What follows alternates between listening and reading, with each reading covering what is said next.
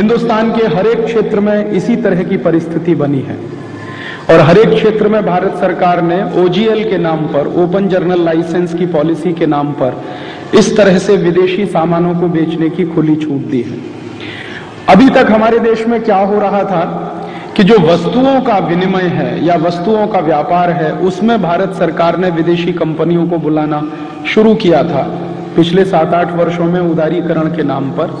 अब अमेरिकन और यूरोपियन कंपनियां ये चाहती हैं कि वस्तुओं के साथ साथ सेवा के क्षेत्र में भी हमारा धंधा भारत में बढ़े, और सेवा के क्षेत्र में भारत में अमेरिकन और यूरोपियन कंपनियों का धंधा बढ़ाने के लिए भारत के ऊपर अमेरिकन और यूरोपियन कंपनियों का दबाव आना शुरू हुआ है।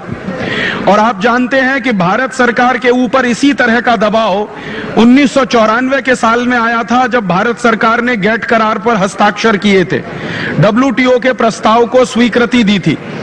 और उसी समय भारत सरकार के ऊपर यह दबाव था कि आपने वस्तुओं के क्षेत्र में तो बाजार को खोल दिया विदेशी कंपनियों के लिए, अब सेवा के क्षेत्र में भी बाजार को खोलिए विदेशी कंपनियों के लिए। तो भारत सरकार ने क्या किया, अमेरिका के इस दबाव में आकर, यूरोप के देशों के दबाव में आकर, अंतर्राष्ट्रीय मुद्रा कोष और विश्व बैंक जैसी कुख्यात संस्थाओं के दबाव में आकर हिंदुस्तान में एक मल्होत्रा कमेटी बनाई। और मल्होत्रा कमेटी को यह जिम्मेदारी दी गई कि सेवाओं के क्षेत्र में विदेशी कंपनियों को भारत में बुलाने के लिए हम दरवाजा खोलना चाहते हैं, अतः आप बीमा के क्षेत्र में विदेशी कंपनियों को कैसे बुलाया जाए और कौन से रास्ते से बुलाया जाए, उसके लिए रिपोर्ट तैयार करिए। मुझे बहुत दुख होता है ये कहकर कि मल्होत्रा जैसे व्यक्ति ने हिंदुस्तान में रहते हुए अमरीकी एजेंट की तरह से काम किया इस देश में, और उन्होंने भारत सरकार को यह रास्ता बताने की कोशिश की कि बीमा के क्षेत्र में कैसे विदेशी कंपनियों को बुलाया जा सकता है। उन्होंने एक रिपोर्ट तैयार की, वो रिपोर्ट भारत सरकार को सौंपी गई। उस रिपोर्ट में उन्होंने बताना शुरू किया कि जिस तरह से बीमा के क्षेत्र में हमारे देश की जो पब्लिक सेक्टर की बड़ी कंपनियां हैं, LIC है, GIC है, इनको खत्म कराना होगा और इनके स्थान पर अमेरिकन और यूरोपियन कंपनियों को लाना होगा। और उस प्रस्ताव को भारत सरकार ने स्वीकार करके फिर हिंदुस्तान में बीमा के क्षेत्र में निजीकरण का प्रयास, प्राइवेटाइजेशन का प्रयास और ग्लोबलाइजेशन का प्रयास शुरू किया। आप जानते हैं, और इस देश के राजनीतिक घटनाक्रम के बारे में आप गंभीरता से पढ़ते होंगे, सोचते होंगे, विचारते होंगे।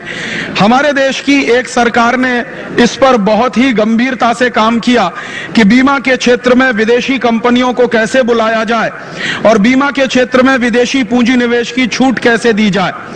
और जिस समय भारत सरकार ने यह प्रयास शुरू किया तो उस समय हमारे देश के वित्त मंत्री हुआ करते थे, उनका नाम था चिदम्बरम।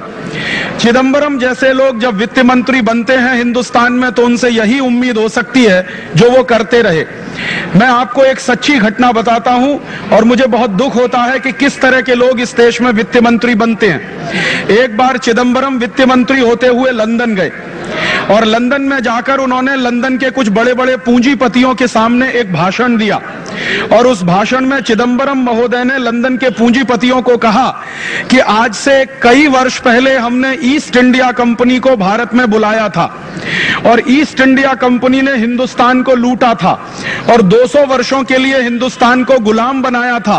मैं आपको दोबारा निमंत्रण देने के लिए आया हूं, आप हिंदुस्तान में आइए, आप हिंदुस्तान में आइए। मैंने हिंदुस्तान के सारे दरवाजे खोल दिए हैं, आप आइए और पूरे हिंदुस्तान की संपत्ति को लूट कर ले जाइए और इसके लिए आपको बहुत बड़ा इनाम भारत में मिलेगा।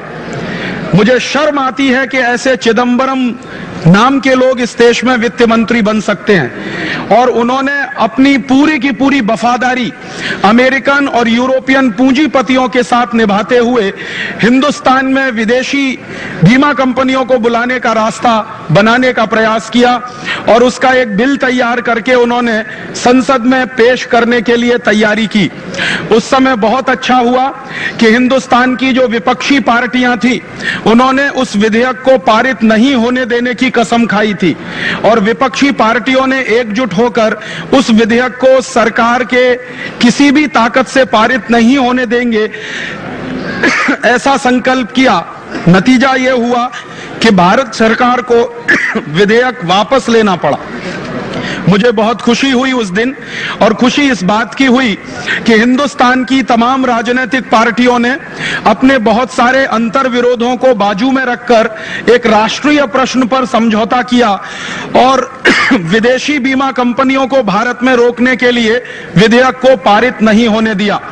लेकिन उससे ज्यादा दुख की बात मुझे आज ये हो रही है कि जिन राजनीतिक पार्टियों ने चिदंबरम के वित्त मंत्री होने के समय में बीमा क्षेत्र में विदेशी कंपनियों को घुसने नहीं देने का विधेयक पारित नहीं होने दिया था, आज दुर्भाग्य से वही राजनीतिक पार्टियां हिंदुस्तान के बीमा क्षेत्र का विदेशीकरण करने की तैयारी कर रही हैं। जिन लोगों ने जिंदगी भर स्वदेशी का नारा लगाया, जिन्होंने जिंदगी भर लोगों को स्वदेशी का नारा लगाकर वोट बटोरा, जिन्होंने जिंदगी भर राष्ट्रवाद की बात करी, जिन्होंने जिंदगी भर सांस्कृतिक राष्ट्रवाद का नारा लगाया, आज उन्होंने अमेरिका के सामने घुटने टेक कर हिंदुस्तान का बीमा क्षेत्र विदेशी कंपनियों को खोलने का फैसला किया है। ये चिदंबरम ने जो किया था उससे भी ज्यादा अफसोस का काम अब भारतीय जनता पार्टी की सरकार इस देश में करने जा रही है। मैं मानता हूं कि ये बहुत ही खराब काम इस देश में होने जा रहा है, और बाकायदा क्या किया है इन देश की सरकारों ने कि एक तरफ तो बीजेपी की सरकार है, नेशनल डेमोक्रेटिक अलायंस की सरकार है, वो बीमा के क्षेत्र में विदेशी कंपनियों को बुलाने की तैयारी कर रही है। दूसरी तरफ कांग्रेस की पार्टी ने भारत सरकार को पूरी तरह से समर्थन देने का फैसला कर लिया। अब आप जरा ध्यान देंगे कि एक तरफ कांग्रेस पार्टी, दूसरी तरफ नेशनल डेमोक्रेटिक अलायंस, दोनों ने मिलकर फैसला कर लिया है कि अब वो बीमा के क्षेत्र में विदेशी कंपनियों को लाने के लिए तैयार हैं। इसका माने हिंदुस्तान के दो बड़े राजनीतिक दलों ने पूरे हिंदुस्तान के विदेशीकरण का अभियान शुरू कर दिया है। और शर्म की बात यह है कि जिन्होंने जिंदगी भर स्वदेशी का नारा लगाया, अब वो इस तरह का काम करने के लिए जा रहे हैं। मुझे उससे भी बड़ा अफसोस इस बात का होता है कि इस समय जो केंद्र में सरकार चल रही है, उस सरकार में 3 ऐसे बड़े मंत्री हैं जिन्होंने एक बार हिंदुस्तान के स्वदेशीकरण का प्रयास किया था। आप याद करिए, 1977 में इस देश में जनता पार्टी की सरकार बनी थी। उसके प्रधानमंत्री थे श्री मोरारजी भाई देसाई, उसके विदेश मंत्री थे श्री अटल बिहारी वाजपेयी, उस सरकार के उद्योग मंत्री थे श्री जॉर्ज फर्नांडीज, उस सरकार के सूचना और प्रसारण मंत्री थे श्री लाल कृष्ण आडवाणी। और इन लोगों ने 1977 की सरकार में आने के बाद अमेरिकन कंपनी कोका कोला को हिंदुस्तान से भगाया था, अमेरिकन कंपनी IBM को हिंदुस्तान से भगाया था, अमेरिकन कंपनी ICL को हिंदुस्तान से भगाया था। और उस समय इन सब ने नारा लगाया था कि जनता पार्टी की सरकार हिंदुस्तान का स्वदेशीकरण करेगी और हम उसके लिए वचनबद्ध हैं। दुर्भाग्य आज हमारे देश का यह है कि उस सरकार के तीनों मंत्री आज केंद्र सरकार में पहले से ज्यादा ऊंचे पदों पर बैठे हुए हैं। श्रीमान अटल बिहारी वाजपेयी जो विदेश मंत्री हुआ करते थे आज प्रधानमंत्री हैं। श्री लाल कृष्ण आडवाणी जो पहले सूचना और प्रसारण मंत्री हुआ करते थे वो आज गृह मंत्री हैं। श्री जॉर्ज फर्नांडीज जो पहले उद्योग मंत्री हुआ करते थे आज रक्षा मंत्री हैं। तो मुझे ऐसा लगा कि इन तीनों का प्रमोशन हुआ है और प्रमोशन होने के बाद मुझे ऐसा लगा कि ये हिंदुस्तान का स्वदेशीकरण और तेजी के साथ करेंगे। जब 1977 की सरकार में ये छोटे मंत्री हुआ करते थे तब इन्होंने अमेरिकन कंपनियों को भगाया था हिंदुस्तान से, तो अब ज्यादा बड़े मंत्री होने के बाद तो ज्यादा अमेरिकन कंपनियों को भगाएंगे हिंदुस्तान से, ऐसा मैं सोचता था। लेकिन मेरा सोचना गलत साबित हुआ और अफसोस इस बात का है कि अभी यही लोग सबसे पूरी ताकत लगाकर अमेरिकन कंपनियों को भारत में बुलाने का खेल खेल रहे हैं। और ये मेरे लिए बहुत अफसोस की बात है। और इस अफसोस का जो दूसरा घटनाक्रम है वो ये कि एक तरफ वस्तुओं का बाजार विदेशी कंपनियों के लिए खोला इन्होंने पूरी तरह से। आज विदेशी कंपनियां छा गई हैं हिंदुस्तान के बाजार में, 80,000 करोड़ रुपए की संपत्ति लूटी जा रही है। पिछले 1991 से जब से उदारीकरण की नीतियां शुरू हुई हैं, विदेशी माल सस्ता बिकना शुरू हुआ है। OGL की पॉलिसी के तहत विदेशी खाद्य तेल 20 रुपए लीटर का मिलता है, हमारे देश का खाद्य तेल 40 से 45 रुपए लीटर का होता है, विदेशी लोहा 7,000 रुपए टन में है, स्वदेशी लोहा 14,000 रुपए टन में है। हर विदेशी माल सस्ता है, स्वदेशी माल महंगा है, क्योंकि विदेशी माल पर टैक्स बहुत कम कर दिए हैं सरकारों ने। तो नतीजे ये निकले हैं कि हिंदुस्तान की 40 से 50% छोटी छोटी फैक्ट्रियां बंद हो गई हैं। हमारे देश की स्मॉल स्केल इंडस्ट्री पर सबसे बुरा असर पड़ा है इस उदारीकरण और जागतिकरण की नीतियों का। अभी थोड़े दिन पहले मैं गुजरात गया था और अहमदाबाद में मेरी एक जाहिर सभा थी।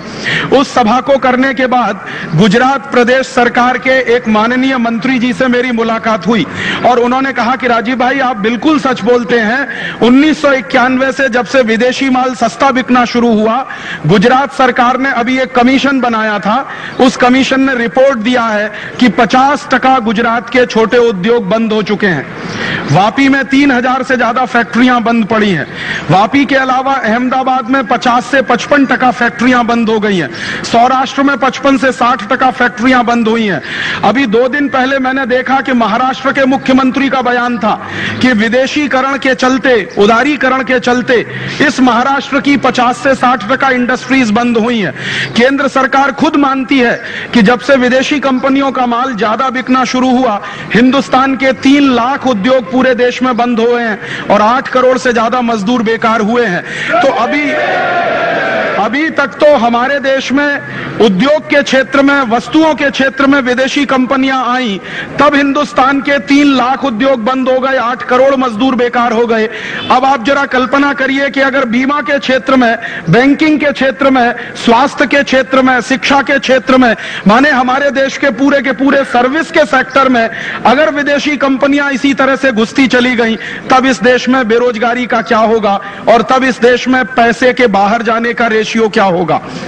मैं अभी आता था, रास्ते में बात कर रहा था, इस हिंदुस्तान के बीमा के क्षेत्र में विदेशी कंपनियों को आने में इसलिए लालच आता है कि ये एक ऐसा क्षेत्र है जिसमें ज्यादा पूंजी निवेश की जरूरत नहीं, ये एक ऐसा क्षेत्र है जिसमें कोई टेक्नोलॉजी की जरूरत नहीं, ये एक ऐसा क्षेत्र है जिसमें कोई हाईटेक लाने की जरूरत नहीं, ये एक ऐसा क्षेत्र है जिसमें लाकर हिंदुस्तान में कोई असेट्स बनाने की जरूरत नहीं। ये अकेला एक और एक ऐसा क्षेत्र है जो बहुत कम पूंजी निवेश से काम शुरू करा सकता है और इसी क्षेत्र में व्यापार बहुत भयंकर हो सकता है और मुनाफे बहुत भयंकर हो सकते हैं। आप तो स्वयं जानते हैं, आप LIC में काम करते हैं। LIC जब शुरू हुआ 1956 में भारत में, तो 5 करोड़ रुपए की पूंजी से यह व्यापार शुरू हुआ था और 5 करोड़ की पूंजी निवेश करके भारत सरकार ने जो लाइफ इंश्योरेंस कॉर्पोरेशन बनाया, आज उसमें हिंदुस्तान के लोगों ने अपना विश्वास प्रदर्शित करके 1,25,000 करोड़ रुपए की पूंजी जमा की हुई है। इस बात का अर्थ जरा गहराई से समझिए कि जो व्यापार हमारे देश में 5 करोड़ रुपए से शुरू हुआ, माने 5 करोड़ रुपए के इनिशियल पेड अप कैपिटल पर LIC का काम शुरू हुआ और आज उस LIC के पास फंड्स के रूप में हिंदुस्तान के लोगों ने अपना विश्वास प्रदर्शित करते हुए 1,25,000 करोड़ रुपए दे रखा है जो आपके पास जमा है। इसका अर्थ यह है कि हिंदुस्तान के लोगों के मन में बचत करने की बड़ी भारी मन में संकल्प शक्ति है। ये इस बात का प्रमाण है कि हिंदुस्तानी आदमी बचत करता है और अपने किए गए खून पसीने की कमाई के बचत को आपके पास रखता है। और आप भी क्या करते हैं, क्योंकि आप इस राष्ट्र के लिए बने हैं और ये राष्ट्र आपका है, आप इस राष्ट्र के हैं, तो आपके पास जो इस तरह की बचत आती है वो आप हिंदुस्तान के ही विकास के काम में लगाते हैं। मैं देख रहा था कि इसी LIC ने हिंदुस्तान के विकास के काम में विद्युत के क्षेत्र में 10,000 करोड़ रुपए का निवेश किया है और इसी तरह से पानी के क्षेत्र में, माने हिंदुस्तान के लोगों को पीने का पानी उपलब्ध हो उसके लिए 10-12 हजार करोड़ रुपए का पूंजी निवेश, गृह के काम के लिए, हाउसिंग के काम के लिए। मैं कुल मिलाकर देख रहा था कि हिंदुस्तान की सामाजिक सेवाओं को बढ़ाने के लिए LIC ने लगभग 25 से 30 हजार करोड़ रुपए का इन्वेस्टमेंट अभी तक किया। माने लोगों की कुल जमा पूंजी आपके पास 1.25 लाख करोड़ है, और वही जो पूंजी लोग जमा करते हैं उसी में से आपने अब तक लगभग 30,000 करोड़ रुपए का इन्वेस्टमेंट किया है, जो देश के लोगों को सुविधाएं देने के लिए है, उनको बिजली की सुविधाएं देने के लिए, पानी की सुविधाएं देने के लिए। इसका माने ये है कि LIC जैसी कंपनियां या GIC जैसी कंपनियां या सर्विस सेक्टर की हिंदुस्तानी कंपनियां इसी देश के विकास के काम में अपना पैसा लगाती हैं। और मैंने ये भी जाना और मुझे बहुत खुशी हुई कि आप जितना मुनाफा कमाते हैं उसमें से सिर्फ 5% भारत सरकार को जाता है, 95% मुनाफा आपके जो पॉलिसी धारक हैं उन्हीं में बट जाता है। तो जो कंपनियां 95% अपने मुनाफे का पूंजी धारकों में बंटवारा करती हों, ऐसी कंपनियों के क्षेत्र में अगर विदेशियों को घुसाया जाएगा तो आप सोचिए कि क्या होगा इस देश का। जो मुझे सबसे बड़ी चिंता होती है कि बीमा के क्षेत्र में अगर विदेशी कंपनियों को घुसाया भारत सरकार ने, तो हमारे देश की जनता की ये खून पसीने की कमाई की जो पूंजी है, जिसको हम डोमेस्टिक सेविंग्स कहते हैं, ये डोमेस्टिक सेविंग्स हिंदुस्तान के लोगों की जो आपके पास रखी हुई है, दुर्भाग्य से ये सारी की सारी डोमेस्टिक सेविंग्स अगर विदेशियों के हाथ में चली गई, तब हिंदुस्तान के विकास के लिए पैसा कहां से आएगा। आप जानते हैं कि दुनिया के जिन देशों ने भी सच्चा विकास किया है वो अपने देश की घरेलू बचत को ध्यान में रखकर किया है। आप दुनिया के किसी भी विकसित देश का उदाहरण लीजिए, जैसे चीन का उदाहरण लीजिए। चीन ने आज तक 50 साल में जितनी भी तरक्की की है, उस तरक्की में सबसे बड़ा योगदान चीन के लोगों के घरेलू बचत का रहा है, डोमेस्टिक सेविंग्स का रहा है। आज दुनिया में अगर कोई एक और एक देश ऐसा है जहां पर डोमेस्टिक सेविंग्स सबसे ज्यादा है, तो उसका नाम है चीन।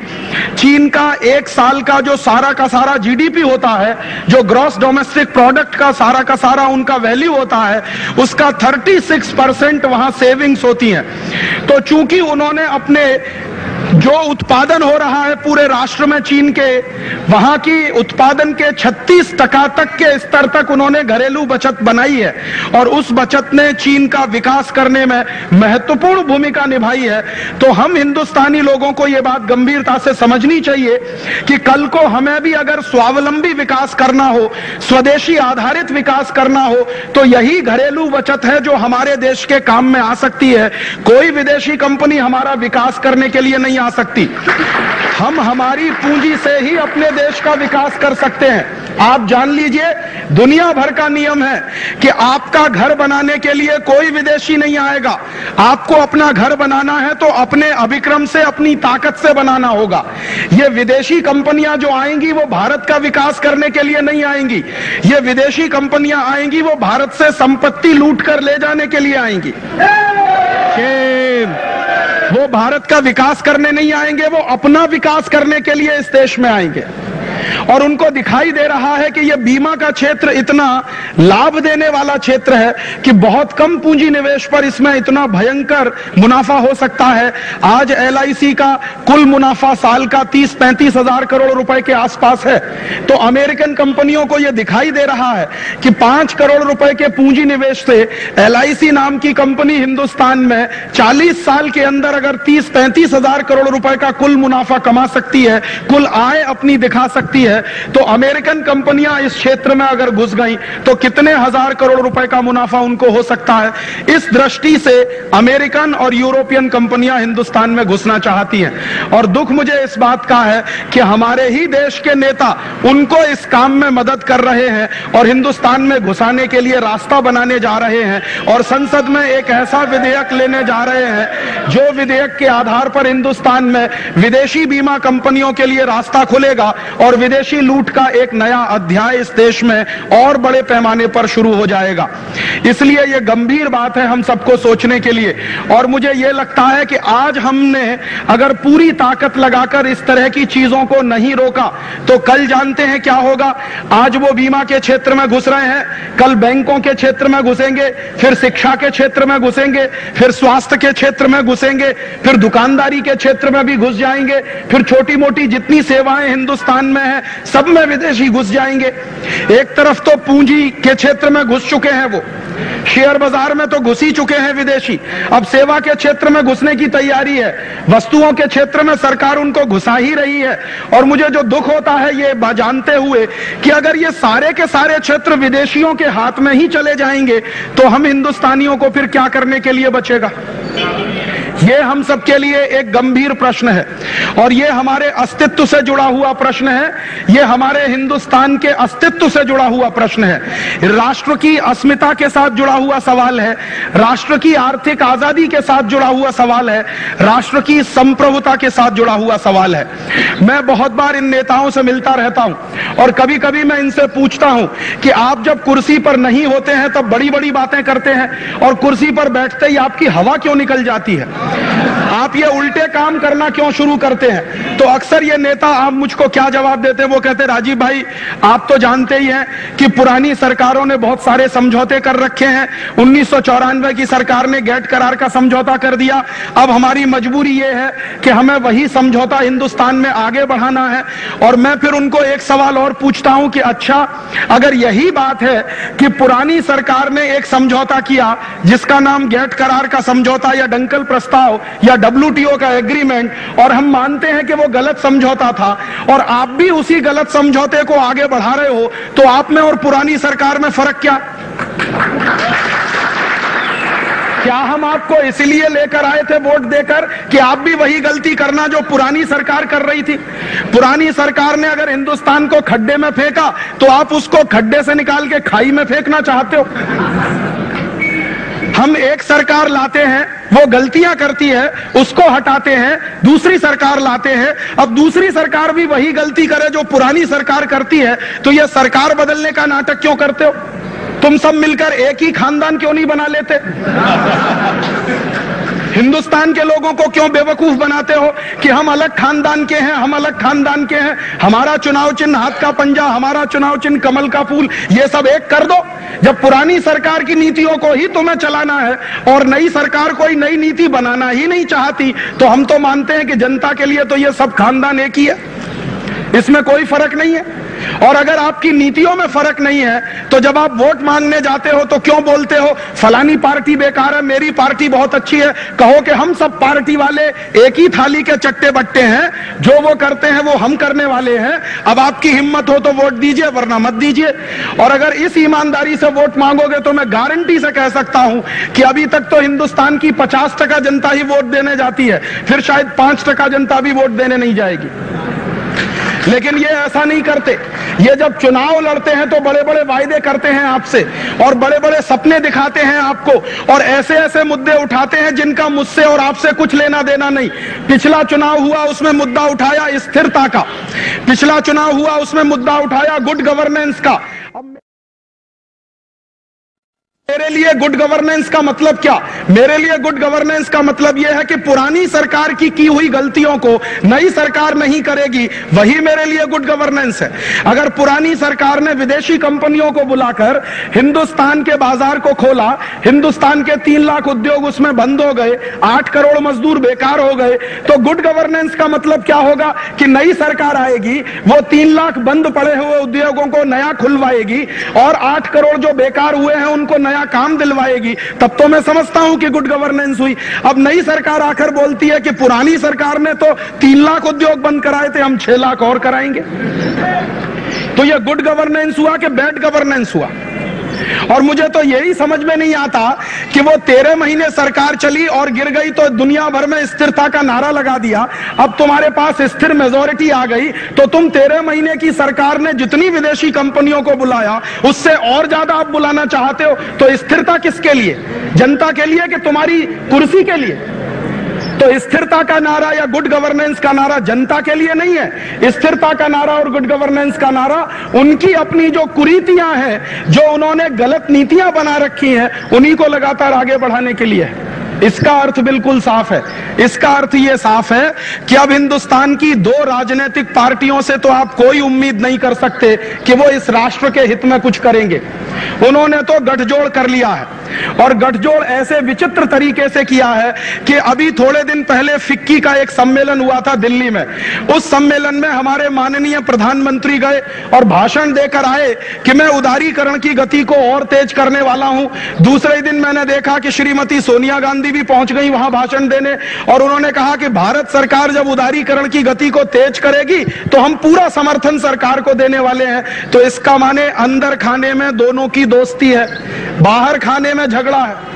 आपको दिखाने के लिए झगड़ा है, मुझको दिखाने के लिए झगड़ा है। अंदर ही अंदर कोई झगड़ा नहीं है, समझौता कर रखा है कि तुमने जितना देश बेचा उससे ज्यादा हम बेचेंगे, तुमने जितनी चैंपियनशिप मारी है उससे ज्यादा हम मारेंगे, तुमने हमको समर्थन दिया था हम तुमको समर्थन देंगे। इस तरह के गठजोड़ की राजनीति अब शुरू हुई है। और मुश्किल यह है कि जब इस तरह की राजनीति देश में चलती है और इस तरह के विधेयक लाने जब शुरू हो जाते हैं संसद में, तो आप जानते हैं कि एक नया तरीका और आया है। कहते हैं इस देश में प्रजातंत्र चलता है, लेकिन आप जानते हैं कि डिक्टेटरशिप भयंकर पैमाने पर चल रही है इस देश में। कैसी डिक्टेटरशिप चल रही है? मैं व्यक्तिगत रूप से जानता हूं कि कांग्रेस पार्टी में ऐसे कई एमपी हैं जो बीमा क्षेत्र के निजीकरण के पूरी तरह से विरोधी हैं। भारतीय जनता पार्टी में ऐसे कुछ एमपी हैं जो बीमा क्षेत्र के विदेशीकरण और निजीकरण के पूरी ताकत के साथ विरोधी हैं। और आप भी जानते हैं, मैं भी जानता हूं। लेकिन क्या होगा मैं आपको आज बताता हूं कि जो लोग विरोधी हैं बीमा क्षेत्र में विदेशी कंपनियों को बुलाने के, उनको व्हिप जारी किया जाएगा। एक तरफ बिल लाया जाएगा, दूसरी तरफ पार्टियों की तरफ से व्हिप जारी किया जाएगा और व्हिप जारी करके सांसदों को यह बताया जाएगा कि जो सरकार चाहती है वैसा वोट डालो। अगर तुमने सरकार के कहने पर वोट नहीं डाला, तुमको पार्टी से निकाल दिया जाएगा। और आजकल के एमपीज इतने कमजोर हो गए हैं कि उनको पार्टी छोड़ना मंजूर नहीं है, भले ही देश खड्डे में चला जाए। वो बातचीत में कई बार मुझे कहते हैं, मैं कई एमपी से मिल चुका हूं, 250 से ज्यादा एमपी से मैं पिछले 3 वर्षों में मिला हूं। और मैंने हर एक से यह पूछा कि आप क्या मानते हैं, विदेशी कंपनियों को ज्यादा आना चाहिए, बीमा के क्षेत्र में आना चाहिए, बैंकिंग में आना चाहिए? वो कहते हैं नहीं आना चाहिए। तो मैंने जब उनसे पूछा कि अच्छा ईमानदारी से ये बताना, ये बिल आएगा तब तुम क्या करने वाले हो?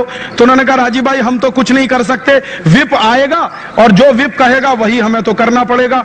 तो मैंने कहा आप फिर ईमानदारी से ये बताओ कि जब आप वोट मांगने आते हो मेरे पास, तो आप बोलते हो कि हम आपके प्रतिनिधि बनेंगे इसलिए आप हमको वोट दीजिए। तो आप मेरे प्रतिनिधि बनकर वोट लेकर संसद में जाकर बैठते हो और काम पार्टी का करते हो। प्रतिनिधि मेरे बने हुए हो, काम पार्टी का करते हो।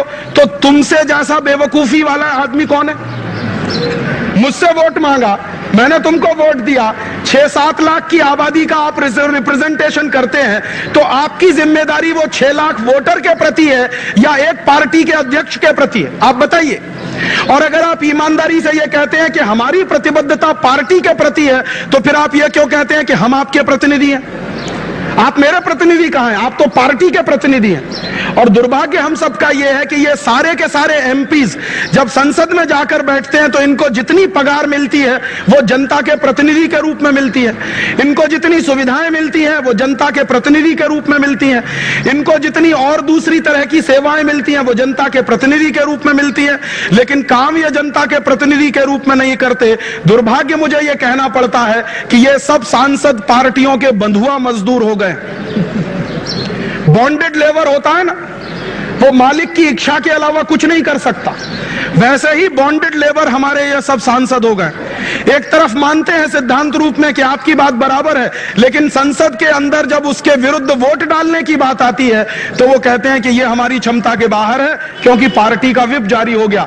आप जान लीजिए ये पार्टियों ने व्हिप जारी करने की जो परंपरा बनाई है, ये हिंदुस्तान को डिक्टेटरशिप की तरफ ले जाने की निशानी है, हिंदुस्तान को हिटलर शाही की तरफ ले जाने की निशानी है। ये हिटलर शाही यही होती है जहां कोई अपने मन की बात नहीं कह सकता, एक नेता सोचता है, एक अध्यक्ष सोचता है, एक आदमी समझौता करता है और बाकी सबको मजबूर किया जाता है कि तुम उसको मानो और उसका पालन करो।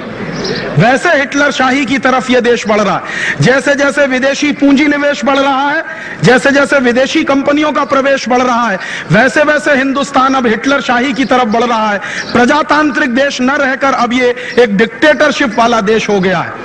अब ऐसी परिस्थिति में हमारे सामने चुनौती है और ये हमारे सामने जिम्मेदारी भी है कि हम इस लड़ाई को कैसे लड़ें। तो मेरा आपसे एक निवेदन है कि इस लड़ाई को लड़ने के दो रास्ते हमारे सामने हैं। एक रास्ता तो ये है कि ये लड़ाई आपके अकेले की लड़ाई नहीं है, ये पूरे भारत की अस्मिता की लड़ाई है। क्योंकि मैं ऐसा मानता हूं कि बीमा के क्षेत्र में, सेवा के क्षेत्र में, बीमा के क्षेत्र में, बैंकिंग के क्षेत्र में, इस सारे के सारे क्षेत्र में विदेशी पूंजी का आना, हिंदुस्तान की अस्मिता का चला जाना, यह सीधा सीधा उससे जुड़ा हुआ। और आप जानते हैं हमारे देश में एक अमेरिकन राजदूत हुआ करते थे, उनका नाम था फ्रैंक विजनर।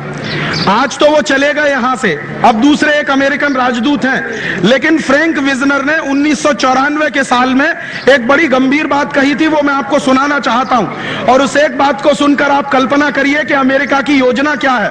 फ्रैंक विजनर ने 1994 के साल में दिल्ली में एक सभा में यह बोला कि अमेरिका की पूंजी निवेश करने वाली जो बीमा की कंपनियां हैं, माने अमेरिका के सर्विस सेक्टर की जो कंपनियां हैं, वो जिस दिन भारत में घुस जाएंगी उस दिन अमेरिकन पूंजीपतियों का सारा प्रभुत्व हिंदुस्तान पर छा जाएगा।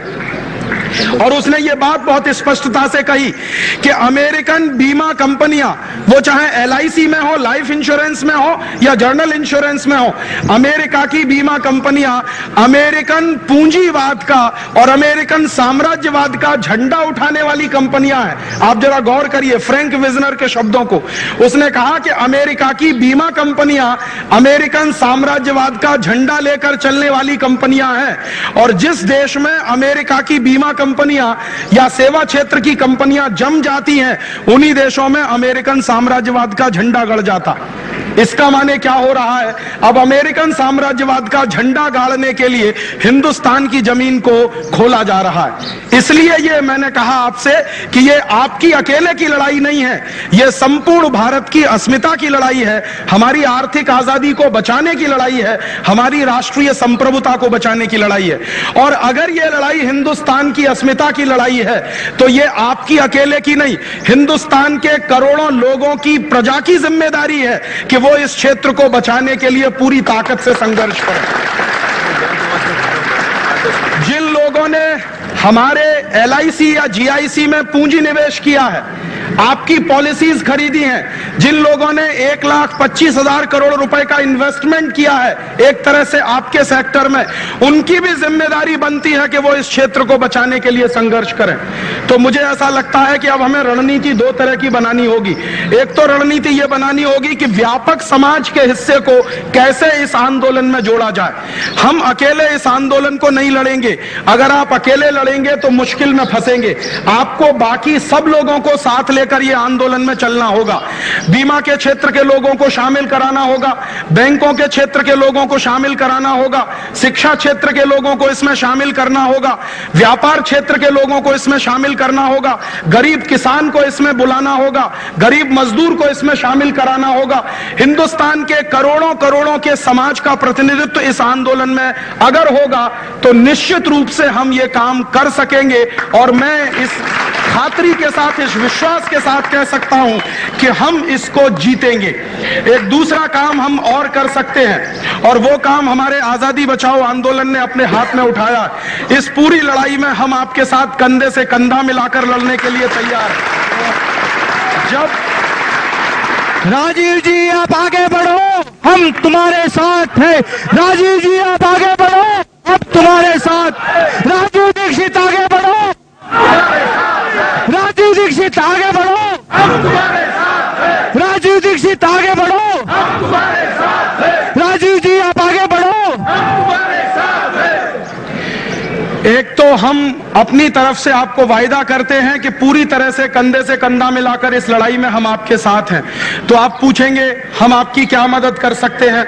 आप जो आंदोलन कर रहे हैं, और मुझे जानकारी है और बहुत खुशी है कि आप लोगों ने, बीमा क्षेत्र के कर्मचारियों ने एक स्वाक्षरी मुहिम चलाया था, हस्ताक्षर लेने का मुहिम चलाया था, और मुझे बहुत खुशी है कि 1.5 करोड़ से ज्यादा हस्ताक्षर पूरे हिंदुस्तान से इकट्ठे होकर संसद में भेजे गए। इसके लिए मैं आप सबको अभिनंदन देना चाहता हूं। जिस तरह का आपने हस्ताक्षर अभियान शुरू किया, वैसा ही एक हस्ताक्षर अभियान हम आजादी बचाओ आंदोलन की तरफ से चला रहे हैं। आपका जो हस्ताक्षर अभियान था उसमें बीमा के क्षेत्र को बचाने की बात कही गई है। हम लोगों ने भी इसी तरह का हस्ताक्षर अभियान शुरू किया है और संपूर्ण हिंदुस्तान के सभी क्षेत्रों को बचाने की बात हम उसमें कर रहे हैं। हिंदुस्तान के 35 लाख लोगों से हम स्वाक्षरी अभी तक ले चुके हैं, 65 लाख से हम और लेने वाले हैं। जिस दिन हमको 65 लाख और लोगों की स्वाक्षरी मिलेगी, हस्ताक्षर मिलेंगे, तो 1 करोड़ लोगों के हस्ताक्षर लेकर हम भी यही करने वाले हैं जो आपने किया। आपके 1.5 करोड़ हस्ताक्षर ने भारत सरकार पर काफी दबाव बनाया है और संसद के ऊपर बहुत दबाव बनाया है। जिस दिन वो हस्ताक्षर सौंपे गए थे, मैं उस दिन दिल्ली में था, ट्रक में भर भर के जब वो हस्ताक्षर संसद के गेट पर ले जाकर रखे गए तो बहुत सारे सांसदों के होश उड़ गए जो विदेशी कंपनियों का समर्थन करते हैं, और उन्होंने ये बोलना शुरू कर दिया कि अब स्वदेशी वालों की बात ताकत ले रही है, उनकी ताकत अब धीरे धीरे बढ़ रही है। तो उस हस्ताक्षर अभियान ने एक जोरदार अभियान चलाया और दबाव बनाया। अब उसी दबाव को और गहरा करने के लिए हम लोगों ने 1 करोड़ का हस्ताक्षर लेकर एक अभियान शुरू किया है और बहुत जल्दी हम सरकार को देंगे। हमारी बात बिल्कुल दो टूक है, सीधी सीधी है कि ये बीमा के क्षेत्र में ही नहीं, पूरे सेवा के क्षेत्र में जो निजीकरण और विदेशीकरण की बात है, वस्तुओं के क्षेत्र में जो विदेशीकरण निजीकरण की बात है, वो सब की सब एक साथ हिंदुस्तान में रद्द की जानी चाहिए। जिन नीतियों को संसद में बनाया है पिछले 7-8 वर्षों में, संसद उन नीतियों को वापस ले। ये हिंदुस्तान के 1 करोड़ लोगों का जनादेश है। हम ये भाषा बोलने वाले हैं। जो लोग अपना हस्ताक्षर दे रहे हैं, स्वाक्षरी दे रहे हैं, वो सरकार को जनादेश दे रहे हैं, क्योंकि हम सरकार के मालिक हैं, सरकार हमारी नौकर है। हमारे दिए गए वोट पर सरकार बनती है, माने हम मालिक हैं, सरकार नौकर है। तो नौकर बिना मालिक की अनुमति के कोई काम नहीं कर सकता, और अगर ऐसा नौकर कोई आ जाए जो मालिक की अनुमति के बिना काम करता है तो कान पकड़ के ऐसे नौकर को बाहर निकाल दिया जाता है, आप जानते हैं। तो वो 1 करोड़ लोगों के हस्ताक्षर लेकर हम संसद में जाएंगे, सरकार को समझाएंगे। सरकार ने हमारी बात समझी तो बहुत अच्छा, नहीं समझी तो वो 1 करोड़ लोगों का हस्ताक्षर लेकर हम सुप्रीम कोर्ट जाएंगे और ऐसे जितने भी विधेयक पारित होंगे उनके खिलाफ स्टे लेकर आएंगे। आप जानते हैं कि भारत सरकार कोई संविधान विरोधी समझौता नहीं कर सकती, भारत सरकार संविधान विरोधी कानून भी नहीं बना सकती। दुर्भाग्य से सेवा के क्षेत्र में जो विदेशी कंपनियों को बुलाने के कानून है, ये सब संविधान विरोधी हैं और हमारे राष्ट्र विरोधी हैं। हम सुप्रीम कोर्ट में ये सिद्ध करेंगे और सुप्रीम कोर्ट की मदद से कहेंगे कि सरकारों को आदेश दिया जाए कि वो इन कानूनों को रद्द करने के लिए कोई भूमिका अपनाए। अगर सुप्रीम कोर्ट को हमारी बात समझ में आती है बहुत अच्छा, लेकिन अगर सुप्रीम कोर्ट को भी हमारी बात समझ में नहीं आती तो एक आखिरी हथियार हमारे पास बचेगा और वो होगा संपूर्ण बगावत का और पूरी की पूरी क्रांति का। तब शायद इस देश में व्यवस्था परिवर्तन की बात करनी पड़ेगी। और उसके लिए रास्ते क्या होंगे? एक तरफ तो हिंदुस्तान के लोगों में जनमत बनाना होगा, गांव-गांव जाना होगा, लोगों को समझाना होगा कि ये बीमा के क्षेत्र में विदेशियों के आने से क्या नुकसान होगा, बैंकों में विदेशियों के आने से क्या नुकसान होगा, पूंजी के क्षेत्र में विदेशियों के आने से क्या नुकसान होगा। करोड़ों लोगों को ये बात जब समझ में आएगी तो वो आपके साथ इस लड़ाई में जुड़ते जाएंगे, और वो काम पिछले 8 वर्षों से हम बहुत खूबसूरती के साथ कर रहे हैं। आजादी बचाओ आंदोलन और हमारे साथ ऐसे 70 संगठन है देश में, वो गांव-गांव जा रहे हैं, लोगों को इस बात के लिए तैयार कर रहे हैं। और जिस दिन करोड़ों की संख्या में लोगों को यह बात समझ में आएगी तो कोई समझौता दुनिया का टिकेगा नहीं, कोई WTO हिंदुस्तान में रहेगा नहीं, कोई IMF और वर्ल्ड बैंक की नीतियां इस देश में चलेंगी नहीं, क्योंकि मैं ऐसा मानता हूं कि दुनिया का कोई भी समझौता हो हमेशा इर्रिवर्सिबल नहीं होता। कोई भी समझौता हो वो रिवर्सिबल होता है। कई बार समझौते होते हैं दुनिया में और वो रद्द किए जाते हैं। ऐसा कुछ भी नहीं है कि 94 के साल में जो गेट करार का समझौता हो गया है वो इतना ताकतवर है कि रद्द ही ना हो सके। मैं आपको अभी बोलकर जा रहा हूं कि बहुत ज्यादा दिन नहीं, अगले 2-3 साल के अंदर ये WTO ही खलास होने जा रहा है और ये WTO के सारे समझौते रद्द होने जा रहे हैं, क्योंकि दुनिया भर के देशों में यह हंगामा शुरू हो गया है। सिएटल की मीटिंग कल से शुरू हो रही है और उस सिएटल की मीटिंग में दुनिया भर के 50,000 से ज्यादा लोग पहुंचे हैं WTO का विरोध करने के लिए, विदेशी कंपनियों का विरोध करने के लिए। एक बाजू में सरकारी प्रतिनिधि पहुंच रहे हैं, दूसरे बाजू में हजारों लोग दुनिया भर के पहुंच रहे हैं। उसमें आजादी बचाओ आंदोलन के प्रतिनिधि भी जा रहे हैं कल सिएटल, या आज रात को रवाना हो रहे हैं वो दिल्ली से। तो ये दुनिया भर के लोगों में अब ये चर्चा शुरू हो गई है। मजदूर, किसान, गरीब आदमी जो भुखमरी का शिकार है, जिसको 2 जून खाने को रोटी नहीं मिलती है, साधारण किस्म का व्यक्ति है, वो जान गया है कि इन विदेशी कंपनियों से उनका कोई भला नहीं हो सकता। अगर उसका भला होगा तो अपने देश के लोगों के द्वारा होगा, अपनी पूंजी के द्वारा होगा, अपनी अभिक्रम के द्वारा होगा, अपनी संस्कृति और सभ्यता के द्वारा होगा। तो एक बाजू में सरकारी लड़ाई लड़नी है सरकार के स्तर पर, दूसरे बाजू में जनता को मोबिलाइज करना है और तीसरे बाजू में दुनिया भर के लोगों को मोबिलाइज करना है जो WTO के खिलाफ है, जो वर्ल्ड बैंक के खिलाफ है, जो IMF के खिलाफ है। 3 स्तर की लड़ाई ये लड़नी है और इस लड़ाई में हम सब एक साथ मिलकर अगर लगेंगे, कंधे से कंधा मिलाकर, तो जरूर ये लड़ाई में हम जीतेंगे और कामयाब होंगे। मैं आपसे एक आखिरी निवेदन करना चाहता हूं कि जब कोई लड़ाई लड़ते हैं तो संकल्प करते हैं। बिना संकल्प के दुनिया में कोई लड़ाई जीती नहीं जाती। अधूरे संकल्पों से लड़ी गई कोई भी लड़ाई दुनिया में कभी सफल नहीं हुई है। लेकिन छोटे छोटे संकल्पों से जब लोगों ने काम शुरू किए हैं तो बड़े बड़े काम उसमें हो गए हैं हिंदुस्तान में। दुनिया भर के इतिहास का अगर आप अध्ययन करें और आप पाएंगे कि जिन जिन देशों में क्रांतियां हुई हैं वो संकल्प लेने वाले लोगों के कमिटमेंट के कारण हुई हैं। अगर हम भी ऐसा कोई संकल्प करेंगे अपने राष्ट्र के लिए, अपने सभ्यता के लिए, अपने समाज के लिए, अपने लोगों के लिए, तो जरूर हम उस संकल्प को धारण करके उस लड़ाई को जीत सकते हैं। तो मैं आपसे एक निवेदन करने आया कि ये लड़ाई अमेरिकन पूंजीवाद के खिलाफ है, ये लड़ाई अमेरिकन साम्राज्यवाद के खिलाफ है, ये लड़ाई यूरोपियन पूंजीवाद और यूरोपियन साम्राज्यवाद के खिलाफ है, ये लड़ाई विदेशी कंपनियों के साम्राज्यवाद के खिलाफ है। तो इस लड़ाई में अगर हम सब लोग ईमानदारी से शामिल होते हैं तो मेरा निवेदन है कि आप लोग कोई भी अपने व्यक्तिगत जीवन में ऐसा काम ना करें जिससे अमेरिकन पूंजीवाद मजबूत हो, अमेरिकन साम्राज्यवाद मजबूत हो, यूरोपियन पूंजीवाद मजबूत हो, यूरोपियन साम्राज्यवाद मजबूत हो। तो आप पूछेंगे राजीव भाई उसके लिए क्या करें?